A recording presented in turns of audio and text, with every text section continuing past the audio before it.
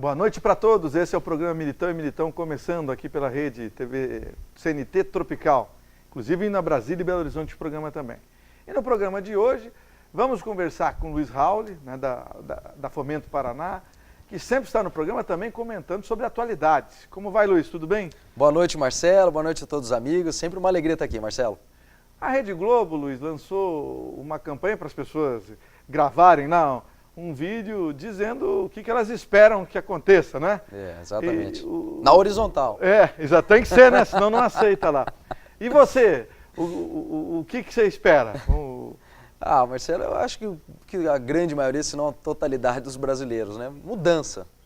Mas, sobretudo, não mudança só de pessoas, né? Mudança de comportamento, mudança de atitude, né? Mudanças como, por exemplo, o Sérgio Moro tem feito no Judiciário, né? Em que pese também todo o arcabouço negativo do Judiciário. A gente tem boas referências, né, do Sérgio Moro, do TRF4, mudanças também de bons políticos, a gente tem sim.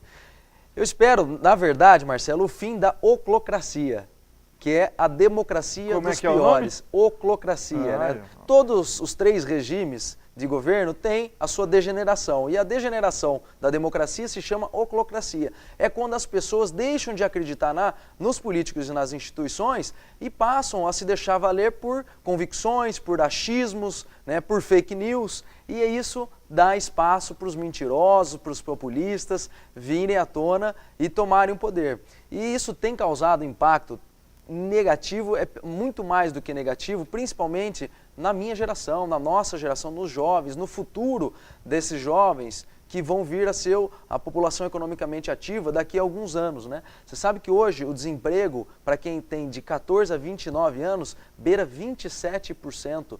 É muito mais do que a média de desemprego do Brasil, que é de 13%. Ou seja, quem mais sofre são os próprios jovens. E só tem uma forma de combater o oclocracismo, é participar, né? O Disraeli, ex-ministro britânico, dizia que a Inglaterra só seria melhor quando os homens de bem fossem tão audaciosos quanto os canalhas. Parafraseando ele, eu diria... Lá de fato conseguiram aconteceu, mudar, né? E eu diria que aqui no Brasil, o Brasil só vai ser melhor, gente, quando essa juventude, esses jovens começarem a participar também da sociedade civil e da política. E aí fica um alerta, dia 9 de maio é o último dia para tirar o primeiro título. 9 de maio? 9 de maio. Hein? É só procurar o cartório eleitoral, vai lá com os documentos pessoais, comprovação de endereço, pode ser no nome dos pais, tira o seu cartório e exerça na urna, porque depois que votou, gente, aí olha o Rio de Janeiro. Que coisa trágica, hein? Né? Não, ali a morte da vereadora, a morte de qualquer pessoa é sempre uma tragédia, né? Todo mundo já teve entes perdidos na família. Agora, a morte de uma representante, de uma autoridade, na minha concepção, Marcelo, é a falência do Estado. Ali, a morte da vereadora, combatendo o tráfico e a corrupção, representa a morte do sistema político, sistema judiciário, do sistema policial e do Estado do Rio de Janeiro. E a população é conivente. Pega os ex-governadores eleitos no Rio de Janeiro, gente. Foi, né? Feio, hein? O Rio... Olha, Garotinho, o Sérgio Cabral, estão todos presos, né? Não, a gente tem que acabar com essa oclocracia. Que é o atual ainda é desse grupo. Pois é. E não é à toa que o Estado do Rio de Janeiro teve que sofrer uma intervenção fajuta, né? Ao meu ver, uma intervenção fajuta, mas teve que sofrer uma intervenção porque ele perdeu, ele faliu, ele não consegue mais o Estado do Rio de Janeiro controlar a sua situação. Então, eu acho, assim, trágico, perder um ente é uma tragédia para a família, mas perder uma autoridade, a morte de uma autoridade, é a falência do Estado e a gente precisa mudar isso. E a população, o que eu espero, voltando a tua pergunta, a pergunta da Globo, essa mudança de comportamento também de pessoas, né, de renovação, oxigenação, mas mantendo os bons princípios e as boas pessoas, para que a gente possa combater a oclocracia, que só assim, né, foi assim com os Estados Unidos, foi assim com a Europa, foi assim com os países aqui da América Latina, que conseguiram dar um salto quando a população, a sociedade civil, a classe média começaram a participar das entidades, né, e a gente tem aí uma questão social para cuidar. Né? Nós temos 30 milhões de pessoas que deixaram as classes sociais mais baixas, estão na classe média, e que são pessoas que precisam ser assistidas pelo Estado de uma forma diferente do que era assistido no passado. Então, a gente precisa cuidar do ambiente de negócios, a gente precisa cuidar do ambiente de negócios para poder gerar emprego, gerar renda de alto padrão, gerar mais salários, né, equivalentes para homens e mulheres, mas gerar também um ambiente favorável ao empreendedorismo, para que esses jovens que agora fazem parte do mercado, da população economicamente ativa, se querem trabalhar, tenham empregos disponíveis na área que eles são capacitados, mas se querem empreender, que não tenha todo o peso do Estado, com burocracia, com impostos, que inibe o empreendedor de empreender e gerar emprego e renda. Agora, você tem contato com muitos jovens, né? Especialmente nos eventos da Fomento Paraná, né? Eles estão desanimados, na sua opinião, com a situação do Brasil ou não? Eu acho que a juventude tem uma característica, Marcelo, que é a irreverência, né? Então ela fala mesmo, joga para fora. E eu tenho um pouco disso também. Então, por trás de toda essa raiva, né, essa angústia generalizada, que eu acho que é muito causada também pela influência da mídia e das redes sociais, eu vi uma estatística que diz que 80% do conteúdo de notícias do Facebook é fake news. Então a gente tem que tomar muito cuidado. Mas por trás disso tudo, há uma vontade de participar e de fazer a mudança, né? Essa geração que já nasceu com o WhatsApp, que já nasceu com as redes sociais, com muita informação, é bombardeada de notícias, de conhecimentos, de experiências, tem muito mais conhecimento do que uma pessoa de 60 anos há 100 anos atrás. É verdade. Né? Então é uma geração que não se acomoda, quer fazer a transformação. E aí o papel das lideranças, e eu digo isso das lideranças estudantis também, movimento estudantil, saber guiar a população. Porque quando as lideranças perdem a influência sobre a tua população, aí vem a oclocracia. Até o fake news, eu vi até um que era o Moro na capa da Veja, dizendo que ele sabia de tudo, como se o Moro fizesse parte de alguma coisa criminosa. Eu vi o Moro sentado no cavalo na garupa do Putin. Aí é para acabar, né? Criatividade. Né? O ser humano brasileiro especial não tem limite à criatividade, quem né? faz a criatividade. 1 minuto só? Eu quero dar uma boa notícia para os empreendedores. Então fala, tem 1 minuto.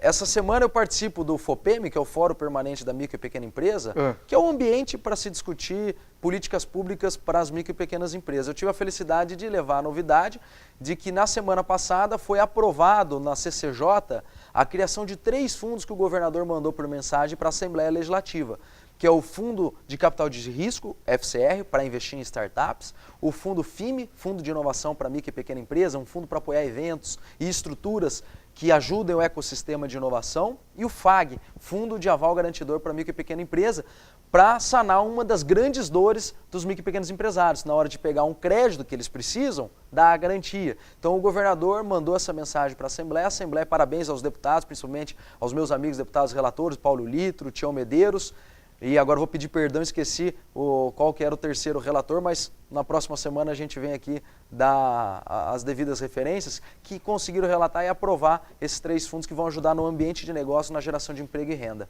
Obrigado, Luiz Aldo, grande abraço. Obrigado, Marcelo, obrigado a todos os telespectadores, fique com Deus, um ótimo final de semana. Daqui a pouco tem mais.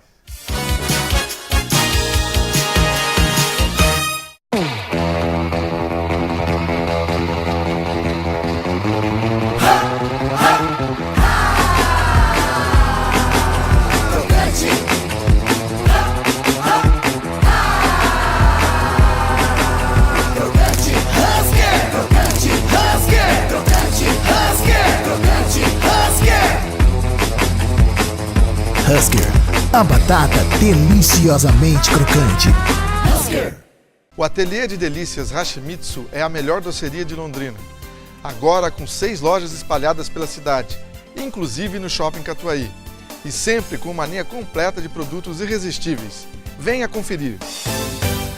A importância de dar valor à vida. É assim que a Laundry Life, serviço de assistência de enfermagem 24 horas, trabalha para atender quem necessita de cuidados e atenção. Com equipe de profissionais altamente qualificada, a Laundry Life oferece serviços em várias áreas da saúde para pacientes de todas as idades, com atendimento pós-operatório, hospitalar ou domiciliar, além de aluguel de materiais e de ambulância. Com carinho, atenção e confiança, a Laundry Life é sinônimo de conforto e qualidade de vida para o paciente e de tranquilidade para a família. O momento mais gostoso do dia pode ser a sua hora do almoço, sozinho ou com a família. Na Gingim é delicioso. Vem, Aqui sempre é feito na hora. vem pra Gingim, vem agora. Gingim, então avisa logo a galera. Gingim, sabor aqui não tem fim. Gingim, cardápio recheado te espera. Gingim, que delícia é comer na Gingim. Gingim, uau. Seu momento de sabor.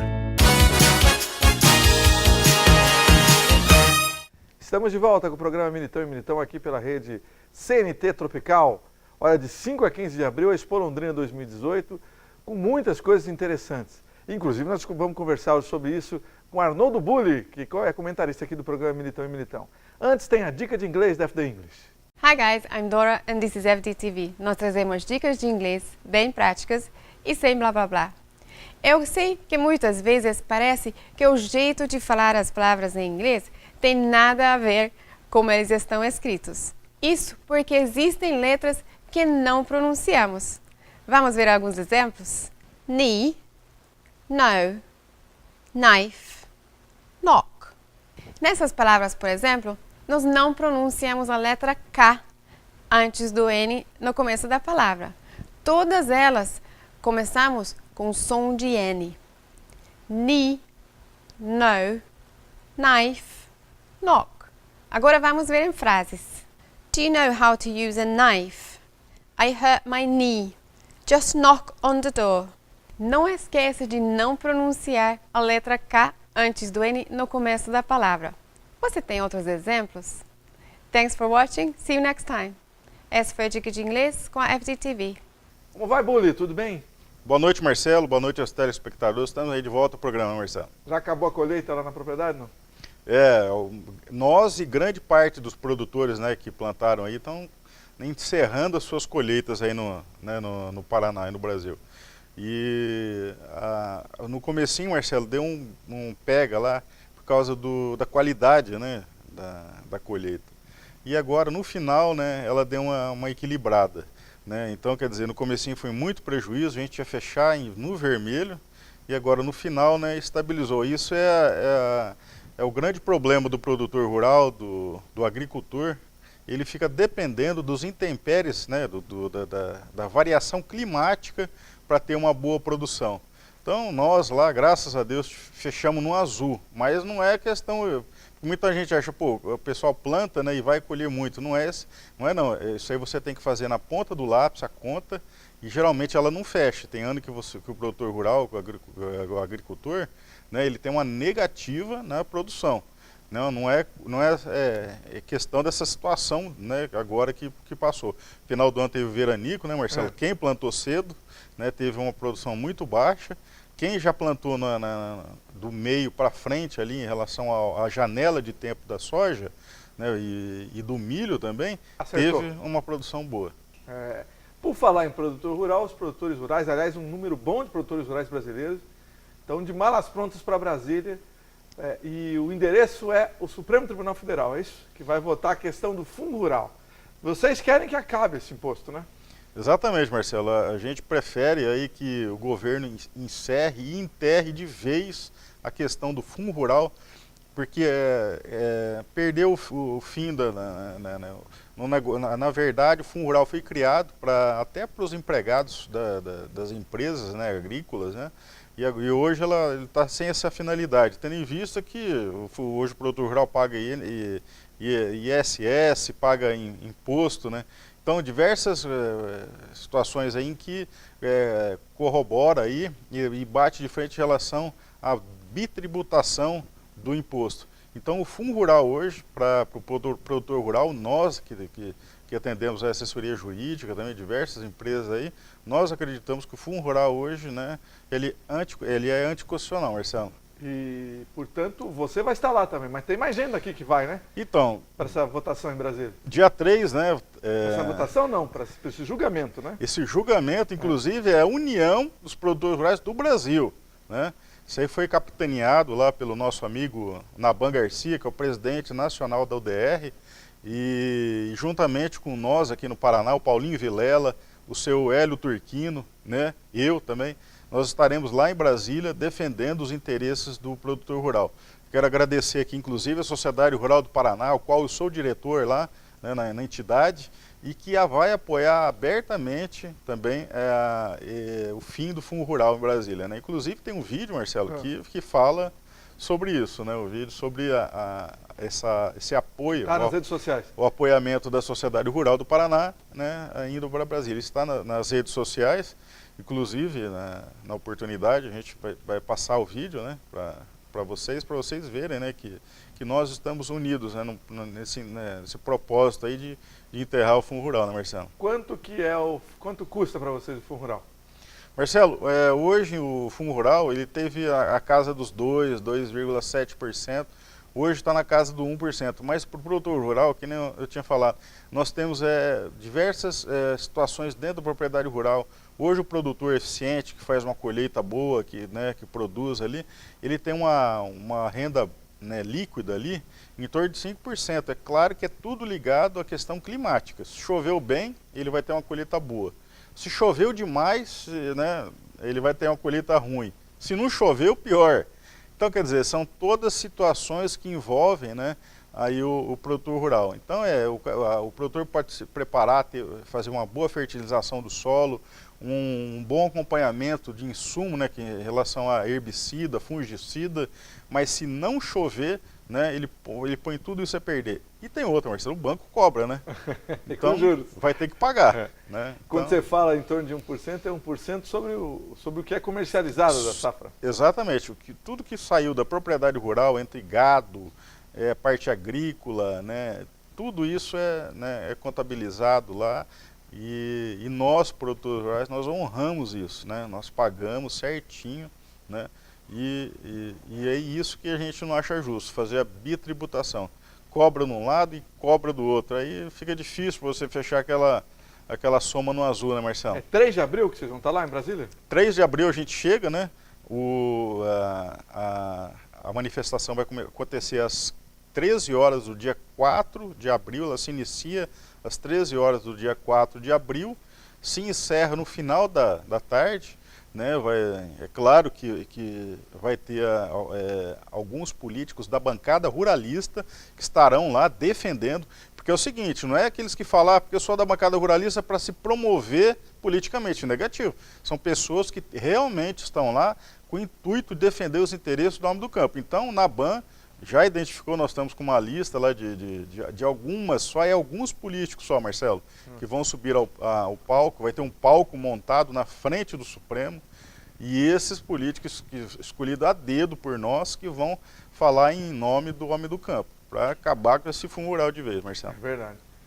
E a Expo Londrina está chegando, você falou de 3 de abril, 5 de abril começa, né? A Expo Londrina. Exatamente, então o pega lá vai ser grande, né? 3 nós estamos lá, dia 4 é o evento, dia 5, né, que começa a exposição de Londrina, nós estaremos aqui, né? Os ingressos já estão à venda, né, dos shows, né? Já estão à venda, né? Teve lote lá que já foi vendido, né? Já está passando para o segundo lote já. Então vocês que querem, né, assistir shows, né, mais em conta aí, né, aproveitem essas promoções aí dos lotes aí, comprem antecipadamente. Comprou antecipadamente tem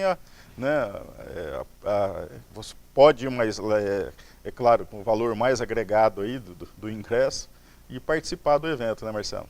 Maravilha, Ramon. De 5 a 15 de abril, o Bully vai estar lá, o Bully trabalha durante a exposição, né, Bully?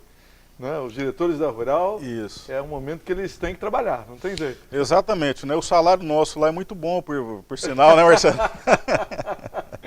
Então, nós da diretoria da Sociedade Rural do Paraná, nós somos voluntários, né, dentro da entidade, e teve muita gente que fala, mas sendo diretores a gente não ganha nada, né? A única coisa que a gente faz é defender os interesses do homem do campo, fazer uma atividade que vem de encontro à cultura, né, paranaense, à cultura brasileira, para vir esse show. Inclusive tem muita gente, muita família que faz essa construção, né? Chega em abril, já sabe da feira de Londrina e guarda o dinheirinho para ir na exposição, Marcelo. Obrigado, Bully, grande abraço. Um abraço a todos e até o próximo programa aí, com um abraço aí ao nosso amigo lá, o Luiz Carlos, né, que é amigo nosso lá da Reifor, lá, a antiga Reifor, né? Um abraço a ele e todos da Rondopar, né?